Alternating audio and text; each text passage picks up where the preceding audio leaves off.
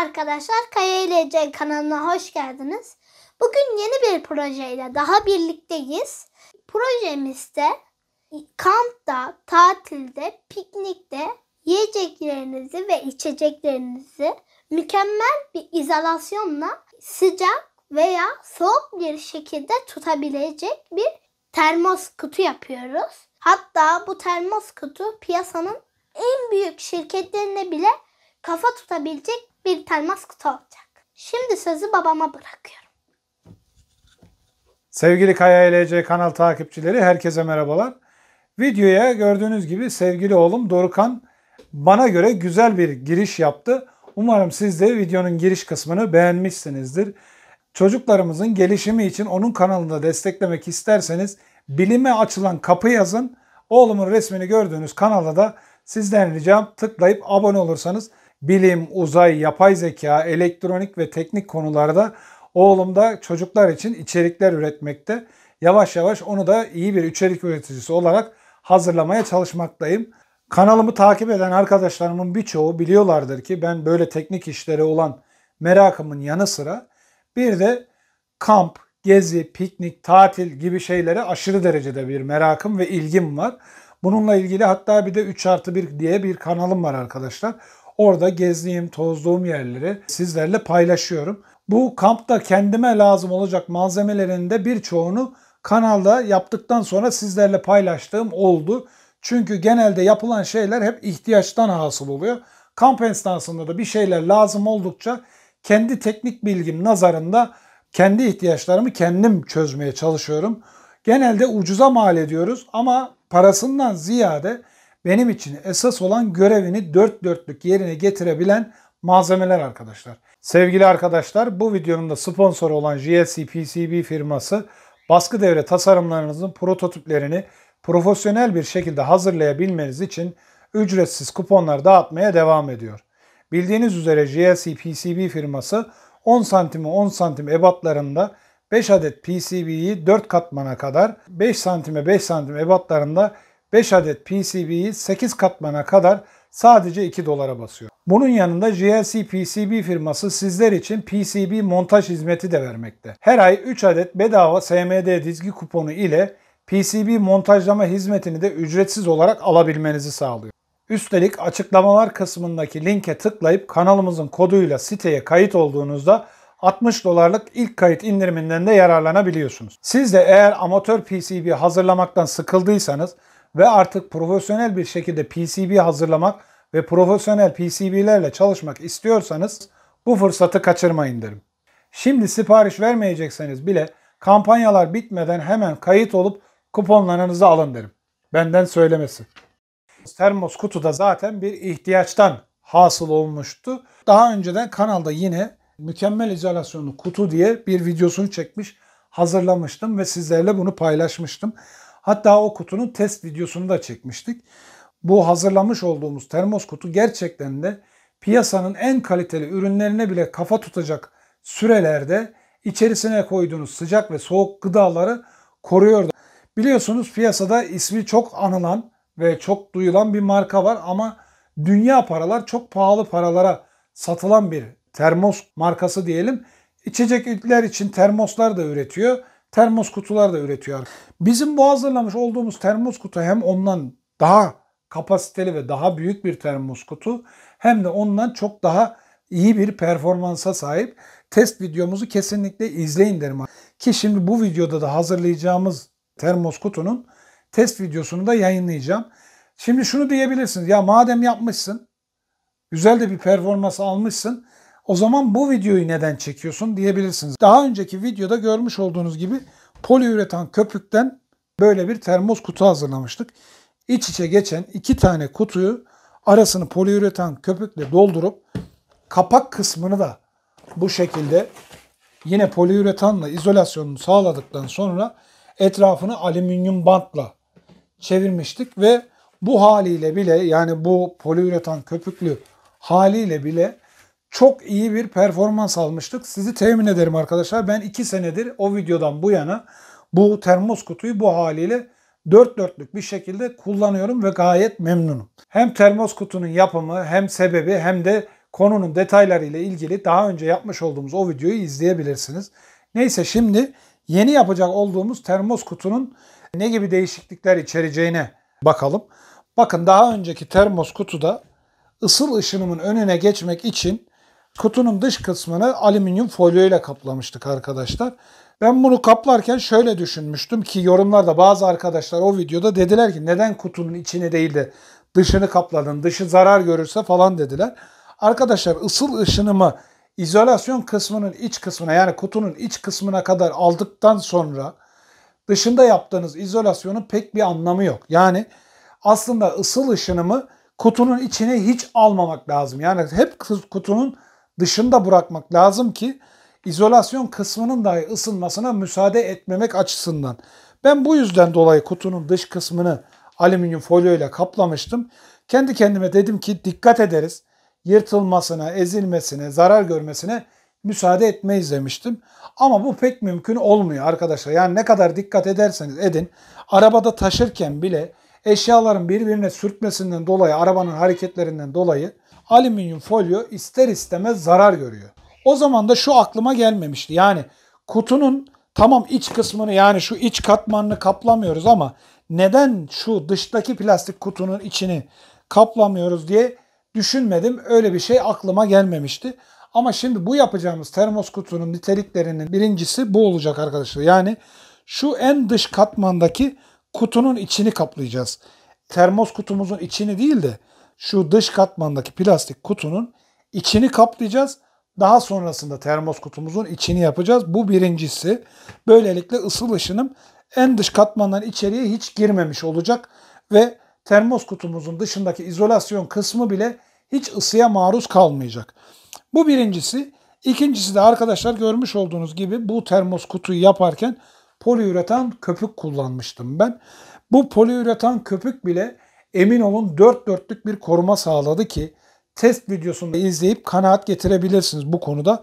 Bu haliyle bile, yani bu PU köpükle bile, poliüretan köpükle bile dört dörtlük bir izolasyon söz konusu oldu. Bu haliyle bile piyasa liderlerine kafa tutacak bir termos kutu oldu. Arkadaşlar bakın, şimdi 30 litrelik bu piyasanın lider markalarından bir şey alacak olsanız, şu an videonun yapıldığı bu tarihte bakmadım ama adım gibi eminim bu performansta bu kadar koruyucu nitelikte bir termos kutu almak isteseniz 5-6 bin liradan aşağı değildir. Ve kutunun iç hacmi de bizim yaptığımız kadar da geniş değildir arkadaşlar. Yani 15-20 litrelikleri bile 5-6 bin liradan başlıyor bu söylediğim kaliteli markaların termos kutuları. Bizim bu yapmış olduğumuzda ise 30 litrelik bir iç hacme sahip bu termos kutumuz ve 30 litre içerisine koyduğunuz gıdaları mükemmel bir şekilde, isterseniz sıcak isterseniz soğuk bir şekilde muhafaza edebiliyor. Bundan emin olabilirsiniz.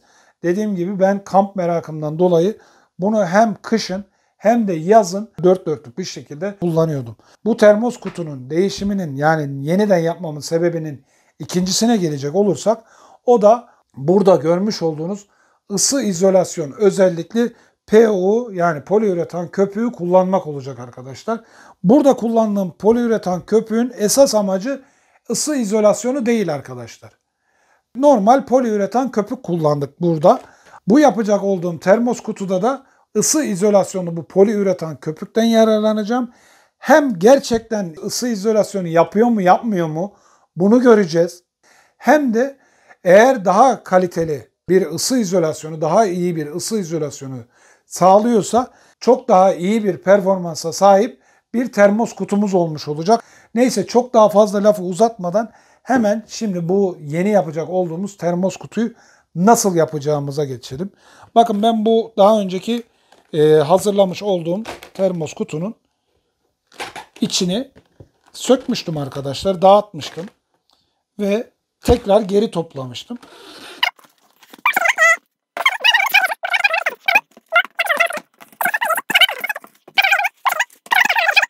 Görmüş olduğunuz gibi bunlar tekrar bir araya gelebiliyor. Eğer düzenli, tertipli bir şekilde keserek ayırırsanız. Bu kesme işleminden sonra bile bakın, tabanını yerleştiriyorum. Burası da parça arkadaşlar, kesik, görmüş olduğunuz gibi. Bakın, bu da parçalanmış vaziyette. Gördüğünüz gibi.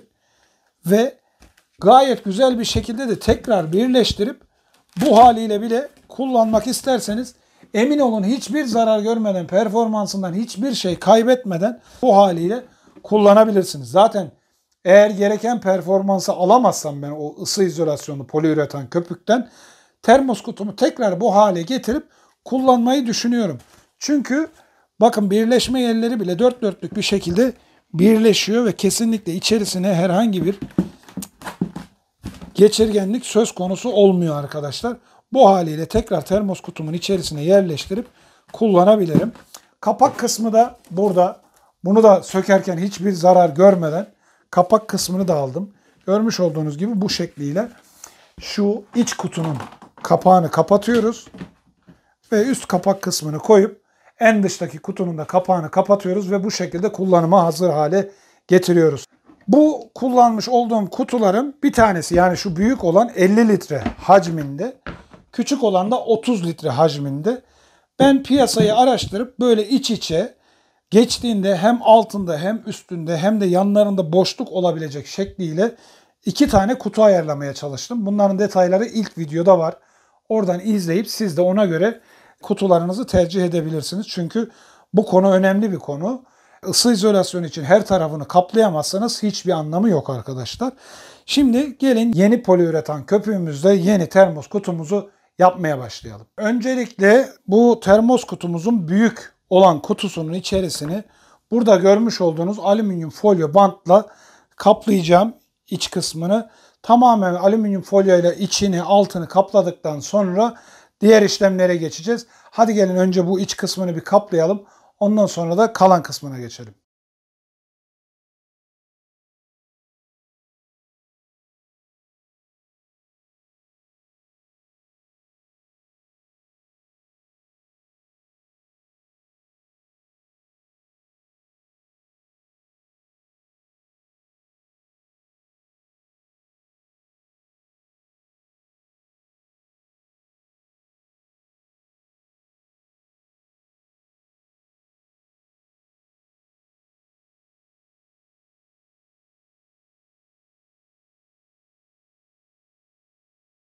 Son parçayı da yaptığımıza göre artık size gösterebilirim. Bakın burada görmüş olduğunuz gibi bu büyük kabın içerisini komple hiç ışık geçirmeyecek şekilde alüminyum folyoyla kapladık. Bu alüminyum folyoyu kaplarken üst üste gelmesinden çekinmeyin. Çok daha iyi olur. Açıkta kalan küçük parça yerlerine falan parçalar şeklinde, bakın ben buraları mesela öyle yaptım. Küçük parçalar yırtıp kapatabilirsiniz. Önemli olan burada İçeriye ışığı sızdırmaması arkadaşlar. Kutunun içerisine hiçbir şekilde ışık sızmasın ve parlak bir şekilde dışarıya yansıtsın yeter. Şimdi eski alüminyum folyonun yüzünden gözükmüyor ama bu alüminyum folyonun dış kısmı da parlak. O yani yapıştırdığım kısmı da parlak. Şu kısım olmasa onun parlaklığını plastik kabın yüzünden görebilirsiniz.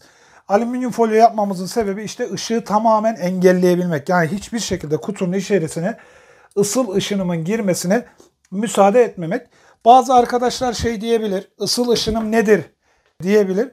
İlk videoda ısıl ışınımın ne olduğu ve nasıl engelleneceği konusunda bilgi verdim arkadaşlar. O videodan gerekli bilgileri alabilirsiniz. Şimdi sıra geldi termos kutumuzun iç kısmına bu kabı yerleştirmeye ve arasını ısı izolasyon özelliği olan bu poliüretan köpüğümüzde doldurmaya. Bu doldurma işleminden önce kutunun altında ve üstünde eşit miktarda kalınca bir boşluk kalabilmesi için bu strafor parçalarını ayarladım. Aynı strafor parçaları eski kutumda da vardı arkadaşlar. Belli aralıklarla kutunun alt kısmına bu strafor parçalarını yerleştiriyorum. Şimdi göstereceğim size. Kutunun içerisine bu şekilde eşit mesafede boşluklar kalacak şekilde strafor parçalarını yerleştirdim. Şimdi poliüretan köpüğümüzü basacağız. Bu küçük kutumuzla büyük kutumuzun arasına. Fakat burada dikkat etmemiz gereken yine püf noktalar var. Bu püf noktalar nedir diye soracak olursanız, birincisi küçük kutuyla büyük kutu arasında altında ve üstünde kenarlarında her yerde eşit miktarda yeterli poliüretan köpüğü, yani yeterli kalınlığı kenardaki poliüretan köpüğü alabilecek bir mesafe bırakmak. Hiçbir zaman bir tarafa yaslamamak sevgili arkadaşlar. Yani bir tarafa yaslayayım öbür tarafa öyle olsun gibi durum söz konusu olmayacak. İçteki kutunun dıştaki kutuya her yönden mesafesi aynı olacak. Zaten küçük strafor parçalarını da onun için koyduk. Hemen şimdi poliüretan köpüğümüzü hazırlayalım. Diğer poliüretan köpükle yaptığımda bir nemlendirme olayı yapmıştık. O videoyu izlerseniz görürsünüz. Bu poliüretan köpüğün kullanımında öyle bir şey yazmıyor arkadaşlar. Nemlendirmeniz gerek falan diye yazmıyor. Sadece kutuyu çalkalayın. Yeterli miktarda kutuyu çalkalayın. Hemen kutunun yan tarafında da nasıl uygulayacağınıza dair gerekli uyarılar var. Yeterli miktarda çalkalama işleminden sonra hemen kutunun şu üstündeki kapağını kırarak çıkarıyoruz arkadaşlar. Bu poliüretan köpüğü alırken ben yanında tabancasını da istemiştim. Siz isterseniz bu tabancadan kullanabilirsiniz veya daha basit, daha ucuz olan tabancalar var. Onlardan da kullanabilirsiniz. Ben kendi tabancasından istemiştim. Ve bu tabancanın ağzına da bir nozül takılıyor. Yerleştirdikten sonra uygulayacağımız yüzeye paralel bir şekilde olacak şekilde poliüretan köpüğümüzü uygulayacağız şimdi. Evet, yaklaşık 35-40 santim mesafeden şöyle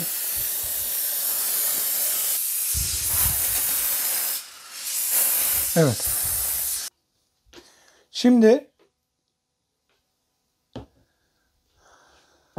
kutumu alıyorum ve hemen dediğim gibi eşit miktarda boşluk bırakarak arkadaşlar diğer kutumun içerisine yerleştiriyorum. Bu yerleştirme işleminden sonra tabii altta kalan köpük şişeceği için sevgili dostlar, şişerek içteki kutuyu kaldırmaya meyledeceği için ve kenarlara sıktığımızda kutuyu içe doğru büzüştüreceği için, çünkü poliüretan bir müddet sonra şişecek ve şiştiğinde kaldırma ve içe doğru baskılama yapacak. Bunu istemediğimiz için ben yanımda bu ağırlık su şişelerini ayarladım. Ve bunun yanı sıra bir de daha önceden benim çalıştığım ağırlık setim vardı. Bu ağırlık setimi de içerisine yerleştiriyorum. Tekrar her aşamasında kutumun kenar çeperlere eşit miktarda boşluk bırakmasına dikkat ediyorum. Evet. Bunu da koyduk. Şimdi tekrar bir bakıyorum şöyle. Eşit miktarda boşluk var mı? Her kenara, her köşeye diye.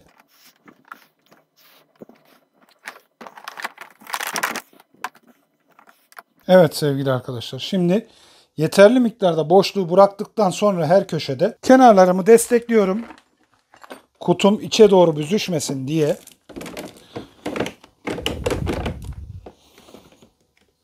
Evet, bu şekilde kenarlarını destekliyorum ve poliüretan köpüğümü donması için bırakacağım. Fakat bu donma işleminden önce tabancamı bu kenardan sokarak borusunu aynı işlemi bu kenarlara da dibinden kutunun tamamına etki edecek şekilde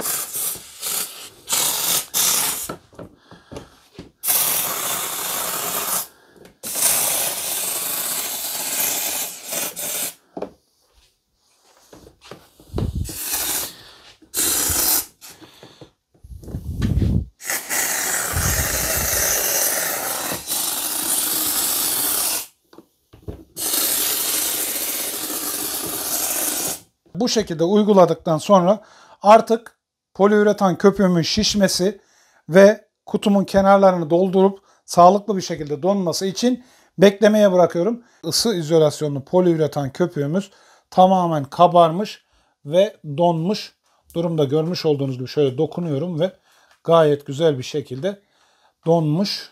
Şimdi kutunun içerisindeki bu ağırlık görevini yapan malzemelerimizi boşaltalım ve bu fazladan kabaran poliüretan köpüklerimizi keselim isterseniz.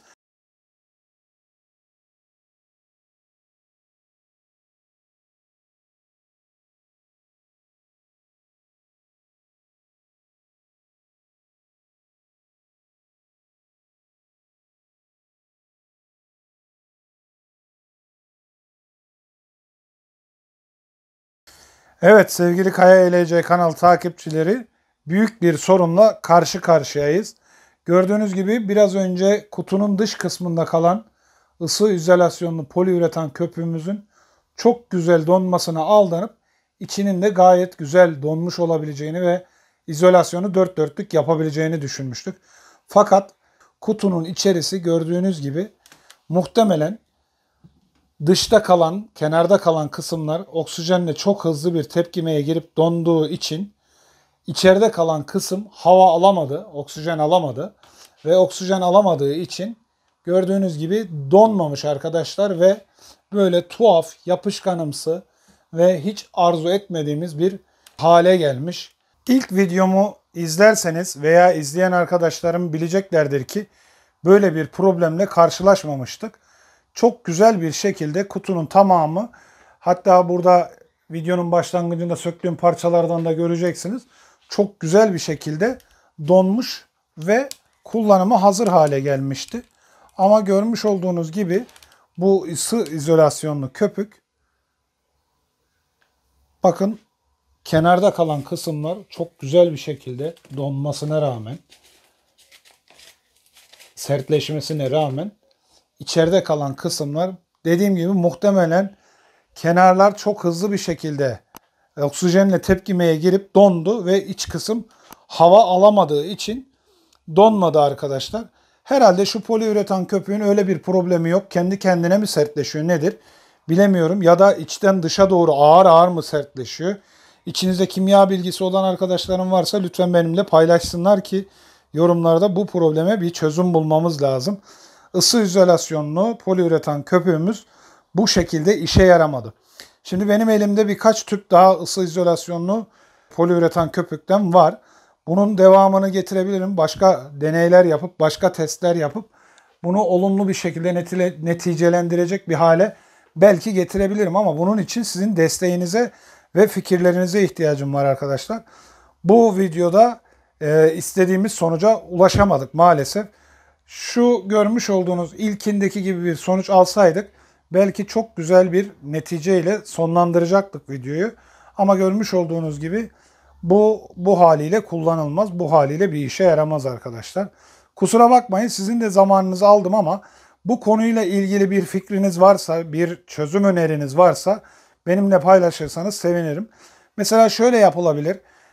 Kutunun kenarlarına önce bir katman atılır. Onlar sertleştikten sonra bir katman daha atılır.